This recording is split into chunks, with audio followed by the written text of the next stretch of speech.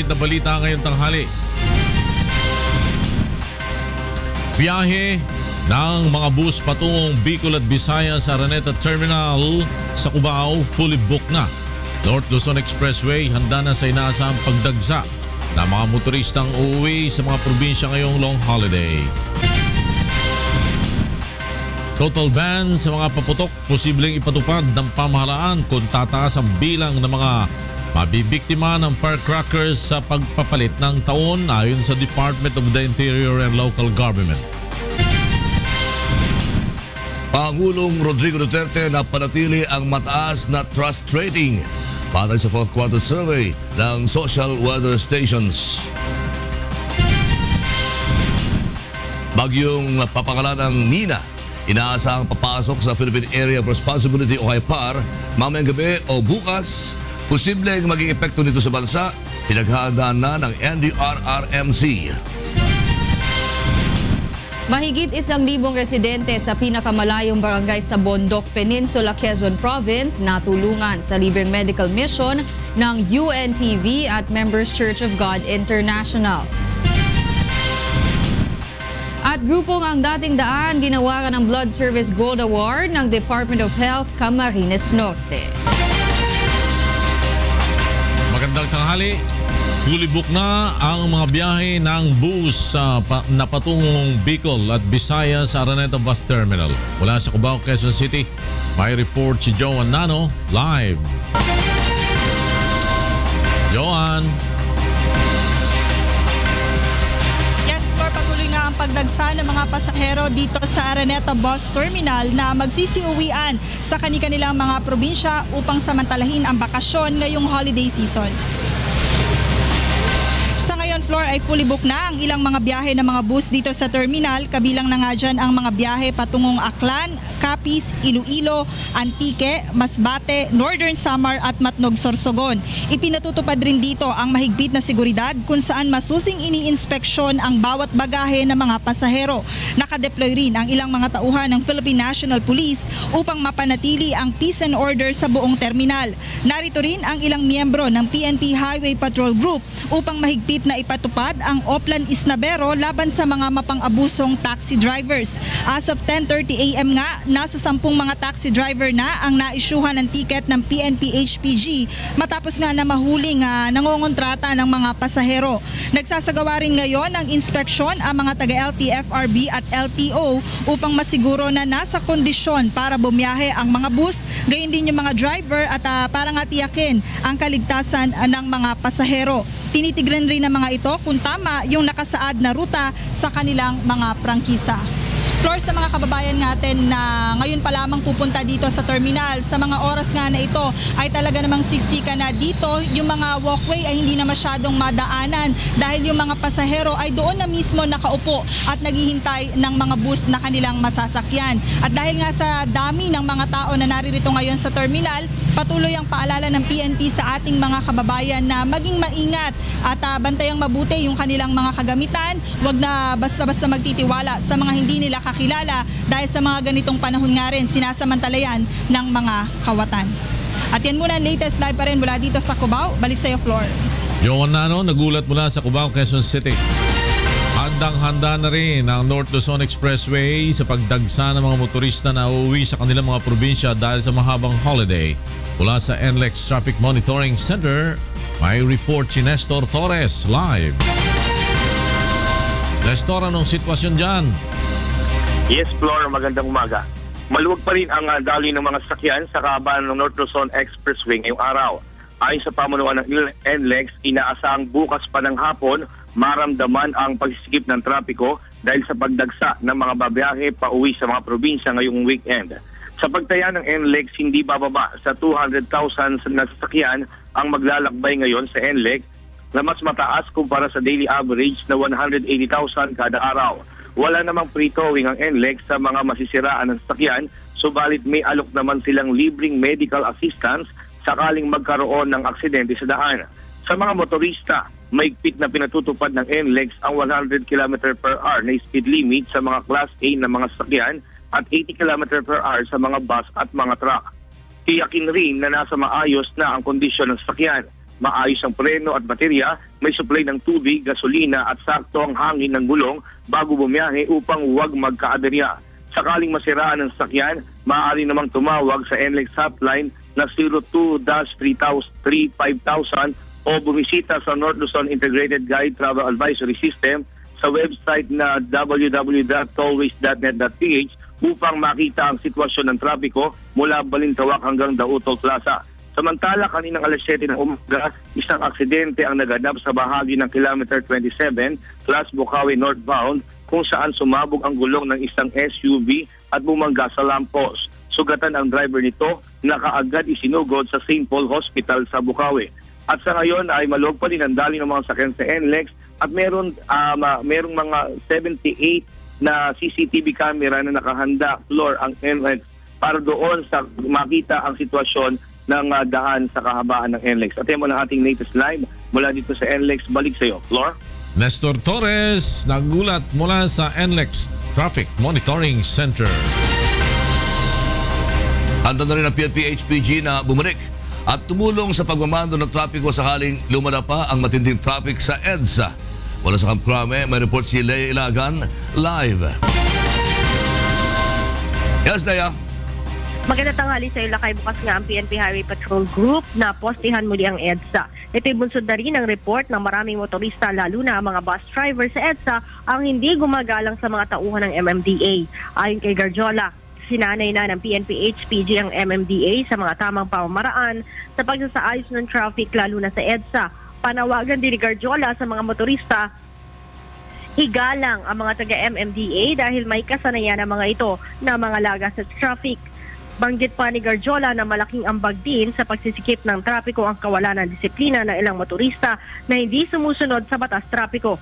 Dagdag pa ng General, nakakonsentrate ngayon ang PNP-HPG sa C5 Road, Commonwealth Avenue at mga daan sa palibot ng NAIA tulad ng Terminal 1, Terminal 2 at Terminal 3. Subalit handaan niya silang bumalik sa EDSA kung kinakailangan at kung lalala pa ang traffic tulad noong mga nakaraang linggo. Balik sa iyo, Lakay. Maraming salamat, Lea Ilagan. Nagulat mula sa Camp Crame. Handa na rin ang Philippine Ports Authority o PPA, Batangas, sa inasahang pagdagsa ng may 20,000 pasahero na uuwi sa mga probinsya dahil sa mahabang bakasyon. Narito ang report ni Vincent Octavio. Mahigit 2,000 pasahero sa pantalan ng Batangas ang inaasahan ng Philippine Ports Authority na dadagsa sa darating na Biyernes. Bunsod nito, pinaghahanda ng PPA ang mga biyahero na magpareserba na ng mga tiket sa barko upang maiwasang ma-stranded sa terminal. Paalala, unang-una doon sa mga kababayan natin, kumuha na po agad kayo ng reservation sa ating mga barko at iwasan po natin na doon tayo kukuha ng ticket sa pier para hindi po magulo yung ating pilahan. Pinayuhan din ng PPA ang mga bakasyonista na magtutungo sa mga isla ng Mindoro at Romblon na bumiyahe na ng mas maaga para iwas abala. We have sufficient vessel. Ang nagiging problema nga lang natin is kaya medyo nagkakaroon ng parang pagkukulang is that biglang nagkakadagsaan ang dating ng mga pasahero. Ayon pa sa PPA, huwag nang subukang magdala ng mga pasahero ng illegal na droga, mga patalim at armas dahil hindi umano ito makakalusot sa pantalan. Vincent Octavio, UNTV News and Rescue, Batangas. Ipatutupad ni Pangulong Rodrigo Duterte ang total ban sa paputok sakaling maraming ma-injure sa mga gagamit ng paputok at pyrotechnics sa pagpapalit ng taon. May report si Nestor Torres. Isusulong ni Pangulong Rodrigo Duterte ang pagpapatupad sa total ban sa mga paputok kapag marami ang nadisgrasya rito ngayong pagpapalit ng taon. Sa ginawang pagpupulong sa Bulacan ng DILG, Philippine National Police, Bureau of Fire Protection, kasama ang local government unit at mga manufacturer at dealer ng firecracker at pyrotechnics. Sinabi ni Interior and Local Government Assistant Secretary Rico Judge Echeverry na ipagbabawal ng Pangulo ang paggamit ng paputok kapag umabot sa mahigit 800 ang firecracker-related injuries. By this year, ganun pa rin ang casualty, 900 to 800.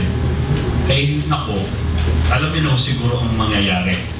We will really do our best to totally ban it. Because that's the directive of the President.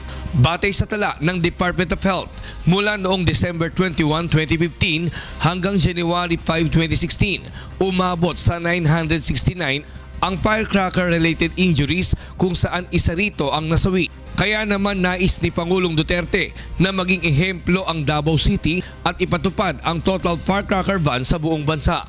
The President is very clear that he wants to implement what he has already implemented in Davao City.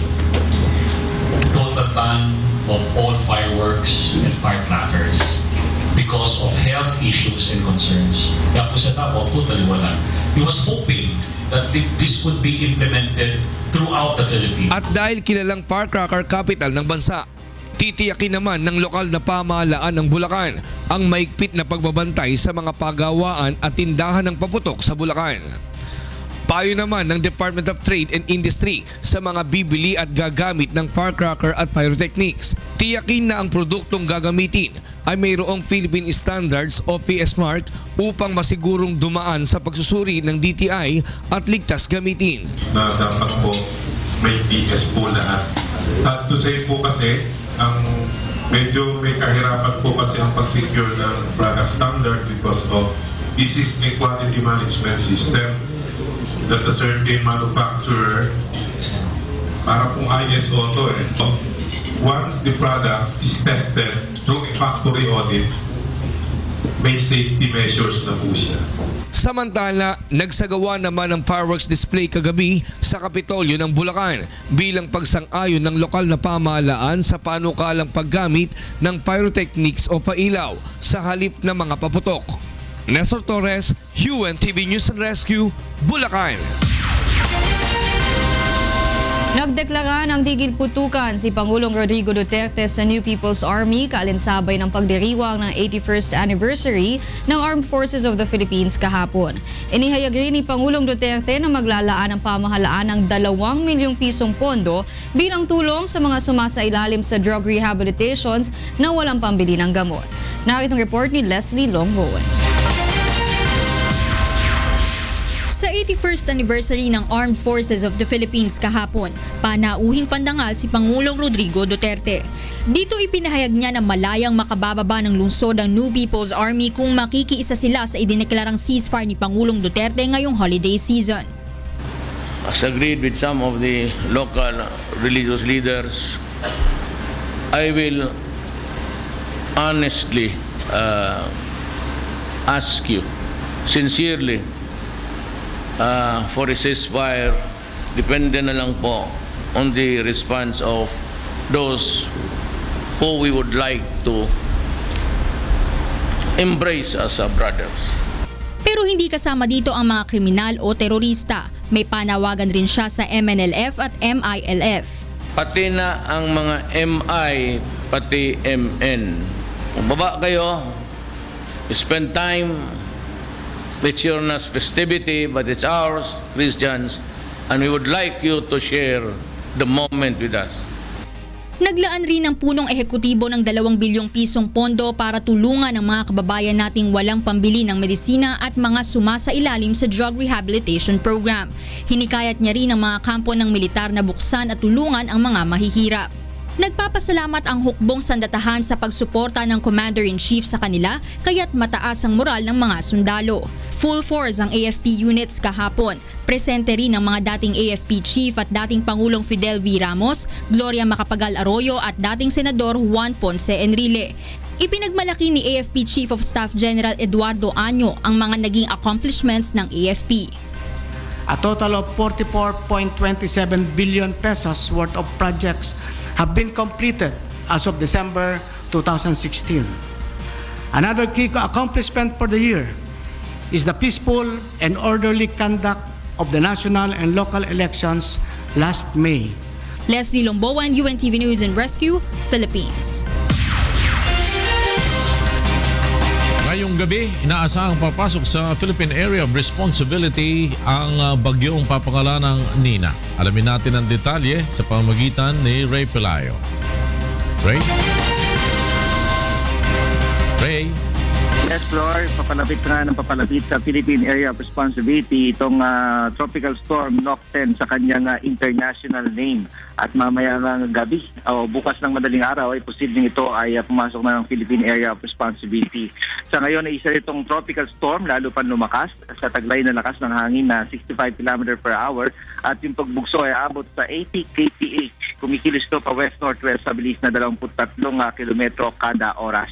Ayon sa Pag-asa, maaari pa itong humigop ng lakas habang ito ay papalapit naman sa ating bansa. At inaasahan nga na ito ay tatama o maglalandfall. Malaki ang tsansa na ito ay sa area ng Bicol o Samar tumama sa araw po ng Sabado. Sa mga lugar na yan ay posibleng makaranas ng mga malakas na mga pagulan na posibleng magdulot ng mga pagbaha at landslide. Maaari ding maapektuhan itong weekend ang Metro Manila kung sakasakali man itong bagyong si papangalan ng Nina ay tatama nga sa may area ng Southern Luzon. At ayon din sa Pag-asa sa mga baybayin po ng Eastern Visayas ay posibleng itaas ang gale warning ng Pag-asa sa oras na lumapit po itong bagyo. Sa ngayon ay makakaranas ng makulimlim na lagay ng panahon ng Eastern Visayas kasama na ang Caraga Region at Davao Region sa may area ng Mindanao.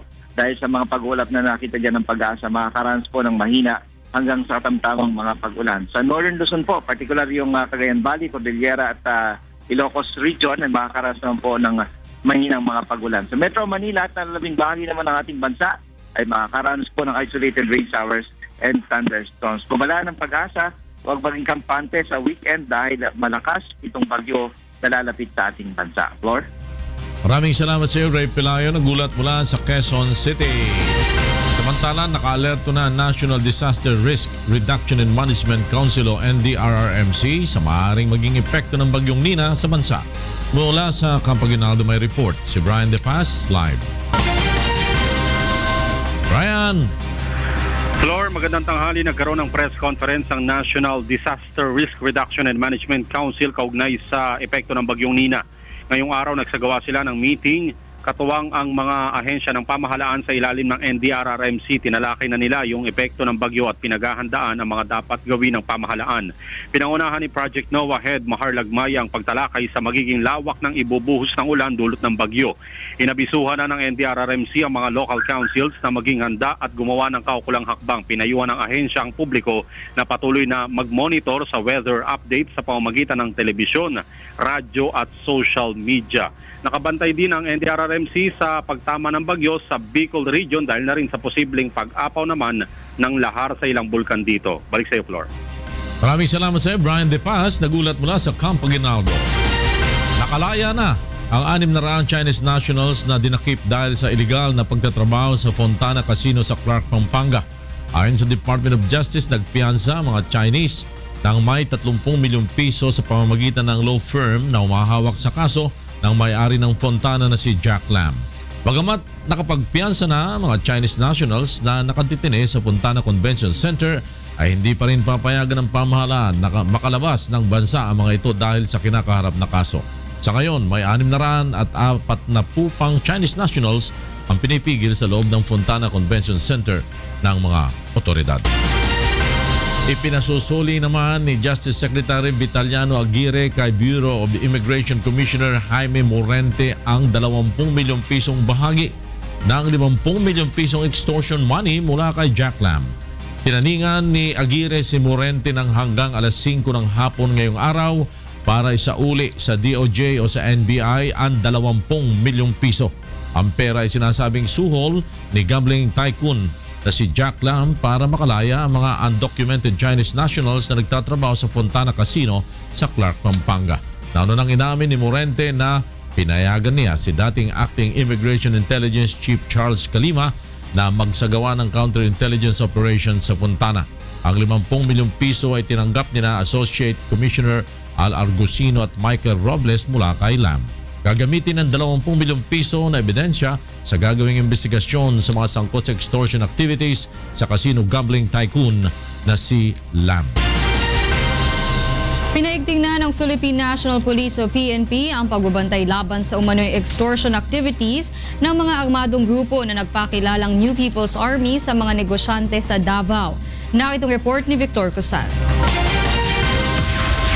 na mismo sa hepe ng Police Regional Office 11 ang ilang local businessmen sa Davao Region upang isumbong ang di umano'y pananakot ng ilang armadong lalaki. Ang banta ng mga ito, peperwisyuhin sila kung hindi magbibigay ng pera. Ayon sa hepe ng Davao Region Police, nagpakilalang mga miyembro ng New People's Army ang mga armadong nangingikil sa mga negosyante.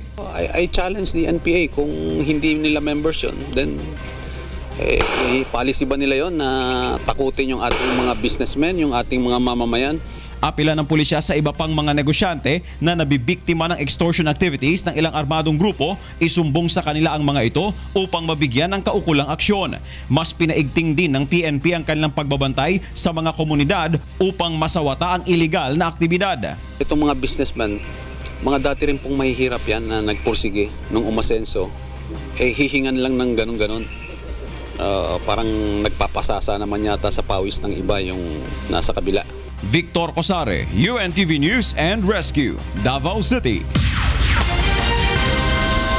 Iginagalang ng Malacanang ang hiling ng UN sa judicial authorities na imbestigahan ang pahayag ni President Rodrigo Duterte na pumatay siya ng mga kriminal noong mayor pa siya ng Davao City. Naritong report ni Rosa Licos. In Davao, I used to do it personally, just to show to the guys that if I can do it, why can't you? And I go around Davao with a motorcycle, with a big bike, and I would just patrol the streets and looking for trouble also. Tagla naghanap ako ng inkwento para makapatay. Umani ng batikos ang pahayag na ito ni Pangulong Rodrigo Duterte lalo na sa mga human rights advocate. Pinakahuling naglabas ng pahayag ay ang United Nations High Commissioner for Human Rights na si Zeid Ra'ad Al Hussein na nagsabing dapat maimbestigahan ang Pangulo dahil maituturing anya itong paglabag sa batas ng Pilipinas maging sa international law. The UN High Commissioner for Human Rights, Zeid Ra'ad Al Hussein, is today urging the Philippines judicial authorities to launch investigative processes following last week's admission by President Rodrigo Duterte that he had killed people and encouraged others to do the same. The killings committed by Mr. Duterte, by his own admission, at a time when he was a mayor, clearly constitute murder. Sinabi naman ng Malacanang na malaya ang UN na magpahayag ng kanilang opinyon sa issue at iginagalang nila ito. The UN Commissioner is free to express his views regarding that matter, but we ourselves have already attended to the matter at hand. Okay. Samantala, nanindigan naman ng Malacanang na kinakailangang sundin ni UN Special Rapporteur on Summary Executions and Extrajudicial Killings Agnes Calamard ang mga kondisyon ni Pangulong Duterte kaugnay ng pagbisita at pag-iimbestiga nito sa bansa dahil sa umano'y mga kaso ng extrajudicial killings. We also need to understand from where the president is coming from. That he understands, he personally has a point of view, and he has stressed these conditionalities simply because he feels, he also perceives that it would be for the betterment of the situation to impose these conditionalities. It's now the UN Rapporteur's call. Rosa Licos, UNTV News and Rescue, Malacanang. Bumaba ng 60% ang krimen sa Metro Manila dahil sa kampanya ng pamahalaan kontra illegal na droga. Narito report ni Nel Mariboho. Pinawi ng National Capital Region Police Office ang pangamba ng marami nating kababayan hinggil sa napapaulat na kaso ng pagpaslang sa bansa. Una nang inilabas ng Social Weather Stations ang resulta ng kanilang 2016 fourth quarter survey na 78% ng mga Pilipino ang natatakot na mabiktima ng extrajudicial killings. Sa programang Get It Straight with Daniel Rason, sinabi ni NCRPO Chief Police Director Oscar Albayalde na walang dapat ipag-alala ang taong bayan kung wala silang ginagawang masama. Well, ang sa atin naman po siguro kung wala tayong ginagawang kasalanan or wala tayong ginagawang labag sa batas whatsoever, wala siguro tayong dapat ikatakot. Sinabi rin ng general na malaki ang ibinaba ng antas ng krimen sa NCR mula nang ipatupad ng pamahalaan ang mas maigting na kampanya kontra bawal na droga. Ang crime rate natin, particularly on crimes against properties, no, yung gaya ng robbery, theft, o yung carnapping especially, no. Bumaba po yan ng almost 60%. Pinabulaan na naman ng NCRPO chief na may ipinatutupad silang quota scheme sa mga pulis kaugnay ng anti-drug war. In fairness naman sa ating Pangulo, sa ating Chief PNP, wala silang binigay na quota. Nung inassign, I'm speaking sa sarili ko, nung inassign ako dito sa NCRPO, wala naman sinabi yung ating Chief PNP, dapat pumatay ka ng ganito, dapat ganito yung quota, wala. Sa ngayon, anya ay patuloy na ang modernization program sa PNP kung saan target ang pagkakaroon ng mga makabagong kagamitan na magagamit sa kanilang intelligence gathering operation. Nel Maribuhok, UNTV News and Rescue, Quezon City. At sa iba pa mga balita, ipinakita ng mga Pinoy ang kanilang tiwala sa pamamalakad sa bansa ni Pangulong Rodrigo Duterte dahil sa mataas na trust rating na nakuha nito sa isinagawang survey ng social weather stations ngayong Disyembre. Mula sa Malacanang, may report si Rosalie Coz live. Rosalie. Yes, magandang tanghali lakay. Excellent trust rating pa rin ang nakuha ni Pangulong Rodrigo Duterte mula sa 1,500 respondents sa buong bansa batay sa 4th quarter SW survey mula December 3 hanggang 6, 2016. Ibig sabihin, malaki pa rin ang tiwala o kumpiyansa ng publiko sa Pangulo sa kabila ng mga kontrobersang kinakaharap nito, partikular na sa war on drugs. Bagaman nananatiling excellent, pinakamababa ang positive 72% na grado ng Pangulo ngayong quarter kumpara sa 2nd at 3rd quarter. Partikular na bumaba ang bigay na grado sa Pangulo ng mga taga Metro Manila, Mindanao at Visayas, samantalang nananatiling very good sa Luzon. Samantala, nagpasalamat naman ang Malacanang sa patuloy na pagtitiwala ng mga Pilipino kay Pangulong Duterte. Ang excellent trust rating din anya ng Malacanang ay panghikayat sa Pangulo at sa buong administrasyon na paigtingin pa ang ginagawa nitong pagtupil sa iligal na droga, kriminalidad at katiwalian sa pamahalaan. Lakay? Maraming salamat, Rosalie Coz, nag-uulat mula sa Malacanang. Tinapos na ng Department of Justice ang preliminary investigation sa 4 na kasong isinampa laban kay Senador Leila de Lima kaugnay ng pagkakasangkot nito sa illegal drug trade sa loob ng New Bilibid Prison. Narito report ni Leslie Longbowen. Submitted for resolution na ang 4 na reklamo laban kay Senador Leila de Lima sa DOJ kaugnay ng umano'y kinalaman niya sa illegal drug trade sa New Bilibid Prison. Kasamang reresolbahin ang mosyon ni de Lima na mag-inhibit ang DOJ at ilipat ang kaso sa Ombudsman. Ayon sa DOJ panel, sapat na ang ibinigay nilang panahon kay de Lima at sa iba pang mga respondent upang sagutin ang mga aligasyon. Yes, under the rules, she has 10 days from the receipt of the copies of the complaint to file counter affidavit. If you count it, kinuha yun nung December 2 na tao niya. 10 lamang sa mga respondent ang nakapagsumite ng kanilang counter affidavit, kabilang na sina dating Justice Undersecretary Francisco Baraan III at ang dating bodyguard ni de Lima na si Jonel Sanchez. Naghain naman ng motion si dating Bucor Director Franklin Bucayo upang questionin ang jurisdiction ng DOJ sa mga reklamo. Ganito rin ang posisyon ni de Lima. Senator de Lima is being consistent in her position that this honorable panel has no jurisdiction to try the cases. Not only one but all 4 cases. Ayon pa sa abogado, kukwestiyonin nila sa mas mataas na hukuman ang jurisdiction ng DOJ sa mga reklamo laban kay de Lima. Possible ba na itaas mo sa yung issue ng jurisdiction niya? I think that is a very big possibility at this time, considering this development. Dumalo naman sa pagdinig kahapon si Solicitor General Calida bilang abogado ng mga private complainant. Samantala, kinasuhan na ng DOJ ng paglabag sa Article 150 ng Revised Penal Code si Senator Leila de Lima sa Quezon City Metropolitan Trial Court. Kaugnay ito ng umano'y pagkumbinsi ni de Lima kay Ronnie Dayan na huwag dumalo sa pagdinig ng House Committee on Justice sa illegal drug trade sa New Bilibid Prison noong Oktubre. Ginamit na basihan ng kaso ang text message ng senadora sa anak ni Dayan na si Hannah May kung saan sinabi nito na magtago na lang muna dahil pagpepestahan lamang siya kapag dumalo sa pagdinig ng Kongreso. Pagkakakulong ng 1 hanggang 6 na buwan at multang 200 hanggang 1,000 pesos ang parusa sakaling mapatunayan ng akusasyon laban kay De Lima. Nakaharap si De Lima sa mga reklamong drug trafficking, graft, bribery at iba pang mga kaso dahil sa umano'y kaugnayan niya sa paglaganap ng droga sa Bilibid at sa umano'y pagtanggap nito ng pera sa mga drug lord. Leslie Longbowen, UNTV News and Rescue, Philippines. Nilinaw ng Sandigan Bayan na walang kinalaman ang Duterte administration sa pagkakadismiss ng mga kaso ni dating Pangulong Gloria Macapagal Arroyo at Agriculture Secretary Jok Bolante. Narito ang report ni Mon Hocson.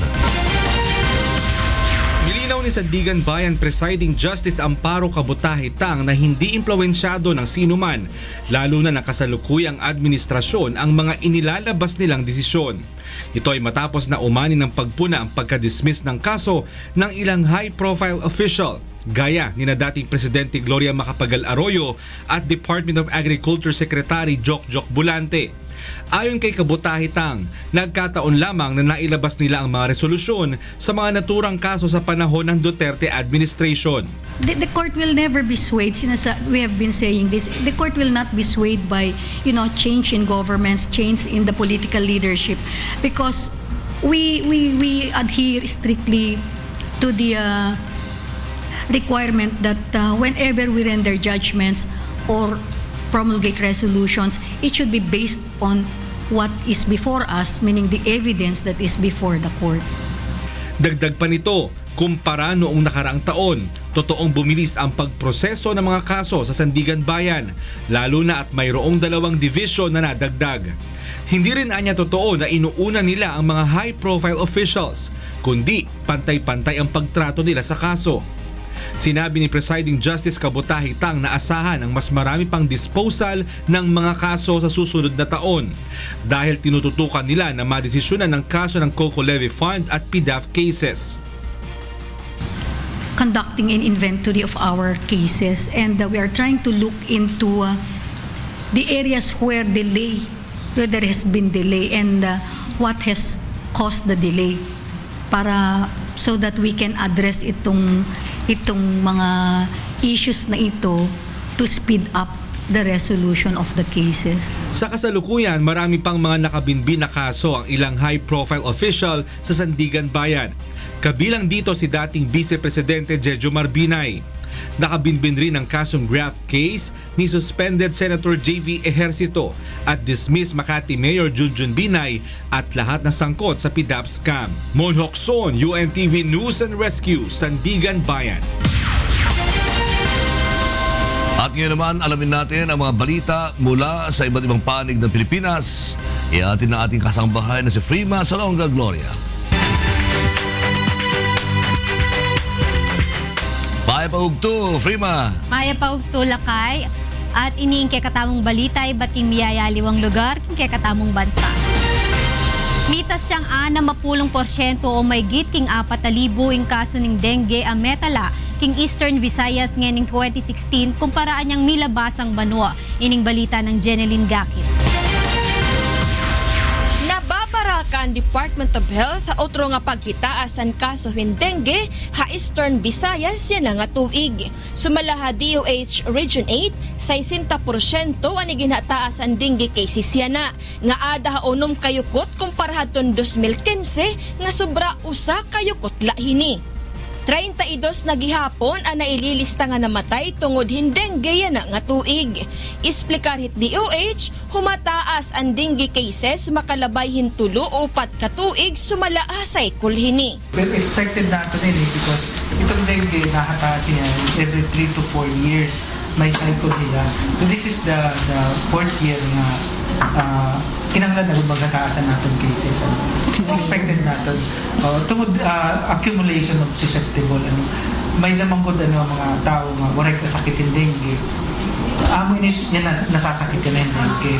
Nagsagdon liwat ang DOH sa publiko nga igpadayon lagi hapon ang paglimpyo hagawas ngan sa kubhit panimalay.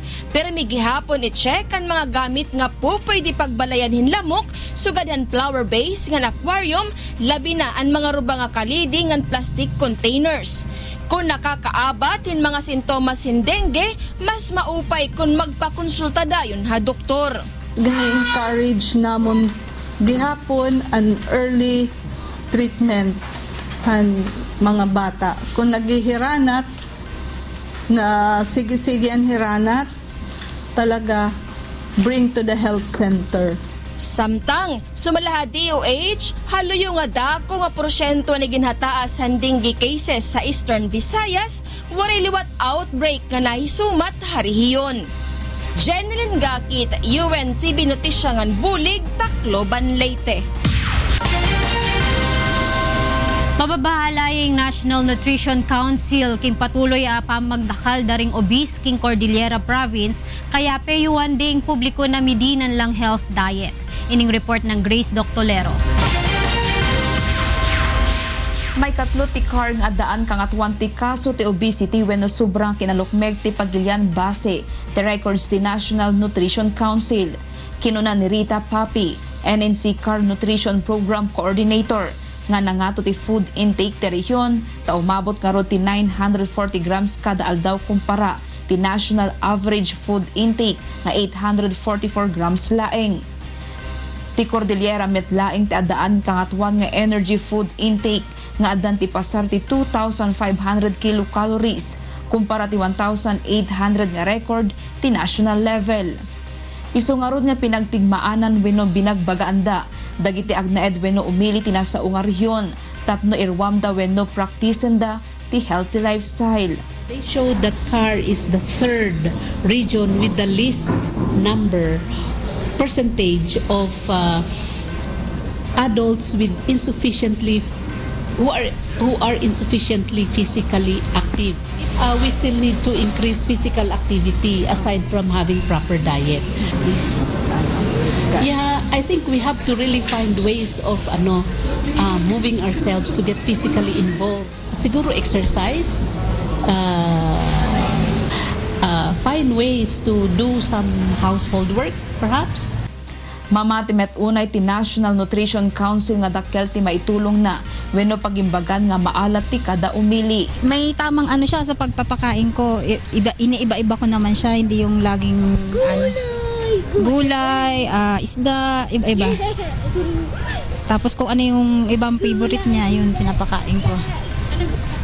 Depende kasi kung ano minsan yung yung gusto niya eh. No maadanda ken ramen da iti healthy lifestyle nang runa no kabayatan ti kinaubing da tapno nga rod iti kasta ket maliklikan iti sobrang kinalukmeg wenno obesity. Grace Doctolero, UNTV, Damdamag ken Panangalaw, Baguio City. Idineklarada ne bilang drug-free municipality ning Philippine Drug Enforcement Agency ing balen ning Alitagtag, King Batangas. Ining balita ng Vincent Octavio. Todo bantay ngayon sa illegal na droga ang lokal na pamahalaan at PNP sa Alitagtag, Batangas. Ito'y matapos silang ideklarang drug-cleared municipality ng Philippine Drug Enforcement Agency o PDEA Region 4A. Ayon sa Alitagtag Police, malaking tulong para sa katahimikan ng kanilang nasasakupan ang pagtigil ng pagbebenta at paggamit ng illegal na droga sa lugar. Kasi patuloy ang aming kampanya laban sa ipinagbabawal na gamot. At hinihikayat namin ang lahat ng mamamayan dito sa Municipality of Alitagtag na maging katuwang namin sa pagsugpo laban sa ipinagbabawal na gamot. Sa 25,000 populasyon sa bayan ng Alitagtag, 130 dito ang drug surrendery. Pinagkalooban na rin ng livelihood program ng LGU ang mga sumuko sa oplantokhang ng PNP. Vincent Octavio, UNTV News and Rescue, Batangas. At yan king katamong balita, iba't king miyayaliwang lugar, king katamong bansa. Ibalik kayo Ken Lakay. Salamat, Frima Salonga, Gloria. Inihayag na ang kabuuang budget para sa pagdaraos ng 2020 Tokyo Olympic Games. Nagkakahalaga ito ng 15 to 16.8 billion US dollars. Isinagawa ng mga organizers ang paghahayag sa pondo para sa Tokyo Games sa open meeting na kinabibilangan ng International Olympic Committee o IOC, Tokyo City at Japanese National Government. Ang estimated overall cost ay nagkakahalaga ng 1.6 to 1.8 trillion yen o katumbas ng 15 to 16.8 billion dollars. Ito ang kanaunahang inilabas na official figure tungkol sa gastusin sa pag-host ng Tokyo Olympics na umano'y baka umabot pa sa 2 trillion yen na ayon sa IOC ay masyadong mataas. Maaaring 6 na buwan ang itatagal bago muling makapaglaro ng tennis si two-time Wimbledon champion Petra Kvitova. Ito ang ipinahayag ng mga doktor na nag-opera sa kanya kahapon. Pinaoperahan ang playing hand ni Kvitova dahil sa knife attack sa loob ng kanyang apartment noong Miyerkules sa Czech Republic. Tumagal ng 4 na oras ang operasyon sa kamay ni Kvitova. At ngayon, alamin naman natin ang mga balita sa labas ng bansa mula kay William Theo.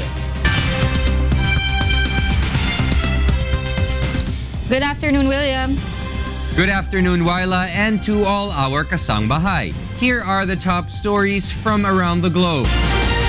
German police are looking for an asylum seeker from Tunisia after finding an identity document under the driver's seat of a truck that plowed into a Berlin market and killed 12 people. The Federal Prosecutor's Office offered a reward of up to 100,000 euros for information leading to the capture of the suspect identified as 24-year-old Anis Amri. German police commandos raided 2 apartments in the Berlin district of Kreuzberg late on Wednesday but did not find Amri. Amri's father and security sources said that he had left Tunisia 7 years ago as an illegal immigrant and had spent time in prison in Italy. Authorities say that the Tunisian appeared to have arrived in Germany in July 2015 and his asylum application had been rejected. Meanwhile, the death toll in an enormous fireworks market explosion outside Mexico City rises to 31. Authorities are still investigating the cause of the incident, which is the latest in a long-running series of fatal blasts and industrial accidents that have roiled Mexico's oil and petrochemical industries. Arci Reyes reports. Al menos 31 personas murieron y más de 70 fueron heridas en una trágica explosión en un mercado de pirotecnia fuera de la capital de México este martes. Las imágenes de televisión mostraron una ráfaga de pirotecnia explotando al cielo de primeras horas de la tarde como una columna de humo que se elevó por encima del mercado. Los fuegos artificiales detonaron en un repique del ruido que iluminaron el cielo como una escena nostálgica de una zona de guerra. Estábamos en el área de baños y empezó a explotar un local al final de todos del todo el pasillo y se empezó a venir en serie uno tras otro y la gente empezó a caer mucho. Venía corriendo hacia la salida y empezaron a caer mucha gente. Y los pedazos de concreto y de tabiques empezaron a caer en toda la calle. El jefe de servicios de emergencia de Tultepec dijo que la falta de suficientes medidas de seguridad probablemente hubiera causado la explosión. Había 300 toneladas de fuegos artificiales en el mercado en el momento de la explosión. Donde lo primero fue mitigar el incendio, que fue muy grave. O sea, como tú puedes ver, se perdió casi todo lo que era el mercado de cohetes. En este momento difícilmente podemos hacer un recuento. La Policía Federal dijo que había enviado a un equipo forense para investigar el incidente. El gobernador del Estado de México dijo que 13 niños sufrieron quemaduras en más del 90% de los cuerpos. Serán trasladados pronto a la ciudad estadounidense de Galveston para el tratamiento y él prometió proporcionar ayuda económica a los que han perdido sus medios de vida. La explosión es la última de una larga serie de fatales explosiones y accidentes industriales que han enturbiado el petróleo de México, el gas y los productos petroquímicos. Arci Reyes, UNTV Noticias y Rescate, América Latina. And And in the U.S., firefighters in Columbus, Ohio battled a raging fire at a strip mall on Wednesday. Aerial videos showed flames engulfing parts of the strip mall, including numerous cars in the parking lot. Officials say that a crew had been performing work underground when they hit a gas line and that the pizzeria's ovens ignited the leaked gas. One person was reported slightly injured, a pregnant woman who tripped and fell when escaping from the scene of the fire. Firefighters were reportedly evacuating everyone from buildings spanning a city square block, and traffic at the scene was expected to remain closed off for hours. And those are the stories making headlines around the globe. Back to you, Wyla. Thank you, William Theo, for the latest around the globe.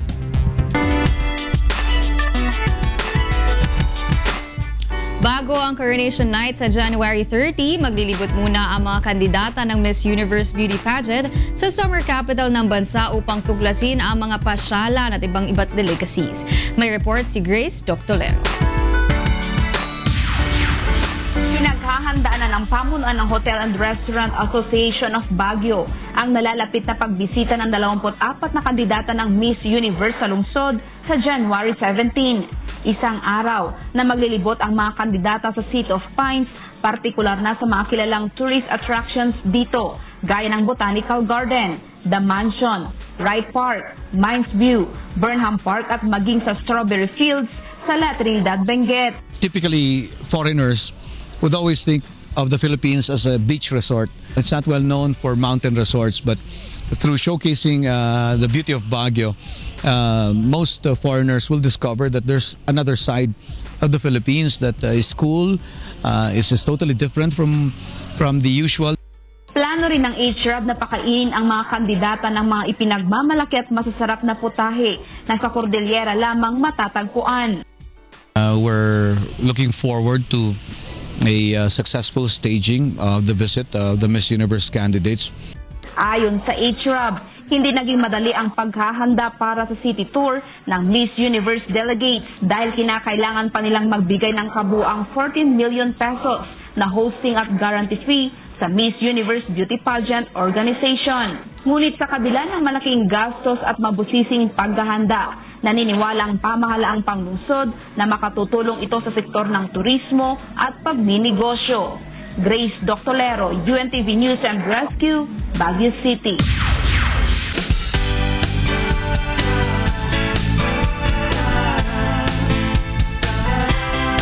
Nagtungo ang medical team ng UNTV at ang Members Church of God International sa isa sa mga pinakamalalayong barangay sa Bondok Peninsula sa lalawigan ng Quezon upang magsagawa ng medical mission. Lubos naman ang pasasalamat ng mahigit 1,200 residente rito sa atensyong medikal na ipinagkaloob sa kanila ng grupo. Narito ang report ni Mirazol Abogadil. 7 hanggang 8 oras na biyahe mula sa Metro Manila ang gugugulin bago makarating ng Bundok Peninsula sa lalawigan ng Quezon. Nasa pinakadulong bahagi nito ang Sitio Pugawan sa barangay Pagsangahan ng bayan ng San Francisco. Isa sa mga pangunahing problema ng mga residente rito ay ang pagkakaroon ng atensyong medikal dahil sa layo ng ospital sa kanilang lugar. Kaya naman dito napili ng UNTV at Members Church of God International na magsagawa ng libreng medical mission. Labis naman ang tuwa ng mga residente sa sitio, lalo na ang mga matatanda na marami ng iniindang sakit sa katawan dahil nakapagpagamot sila ng libre. Sa aking high blood ata, tapos yung sa aking pag-ihi, tapos yung itong sugar ko. Kasi yung sugar ko, hindi ko alam kung ano ang status ng aking sugar. Ako'y nagpapasalamat na ako'y na tingnan ang aking kalusugan at saka salamat sa mga nag-sponsor nito.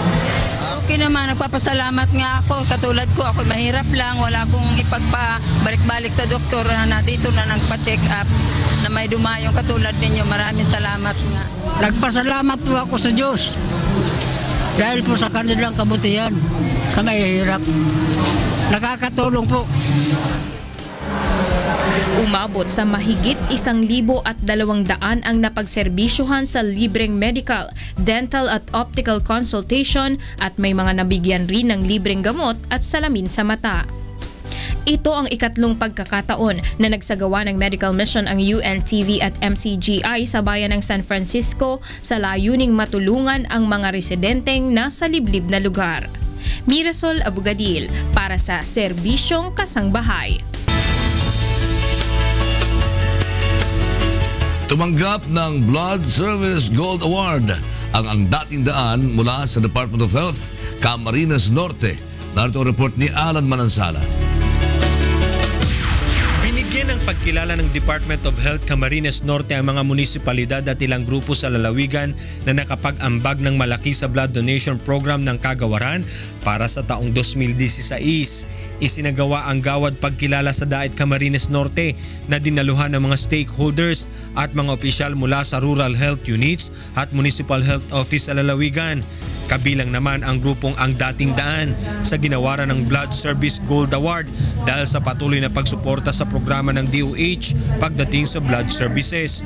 Isa ang grupo sa mayroong mahigit 100 aktibong blood donors na sumusuporta sa mga isinasagawang blood donation activity. So, tulong-tulong po tayo and continuous natin na tumulong. And sabi ko nga, from the bottom of my heart, thank you very much sa Dating Daan. Especially kay Brother Eli Soriano. No?